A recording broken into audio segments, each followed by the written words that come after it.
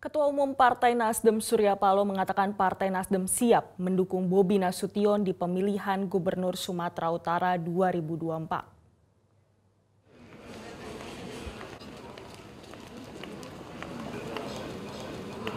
Surya Paloh menegaskan hal ini sudah diputuskan dan dipastikan Partai Nasdem siap mendukung Bobi Nasution untuk maju dalam Pilgub Sumatera Utara. Sedangkan untuk posisi calon wakil gubernur, Nasdem menyerahkan sepenuhnya kepada Bobi. Hingga saat ini Bobi sudah mengantongi dukungan dari beberapa parpol, mulai dari Partai Golkar, Gerindra, PAN, dan Demokrat dalam Pilkada 2024 mendatang.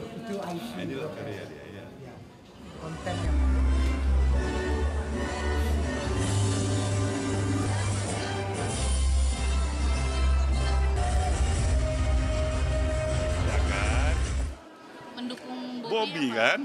Tapi untuk cawagupnya udah ada Belum. Dari Demokrat kan udah ada 3 nama yang Nah, disodorkan. Nasdem belum, itu pokoknya cari aja siapa yang paling baik itu jalannya. Oh, menyerahkannya ke Bobi ya? Ya serahkan aja. Jelajahi cara baru mendapatkan informasi. Download Metro TV Extend sekarang.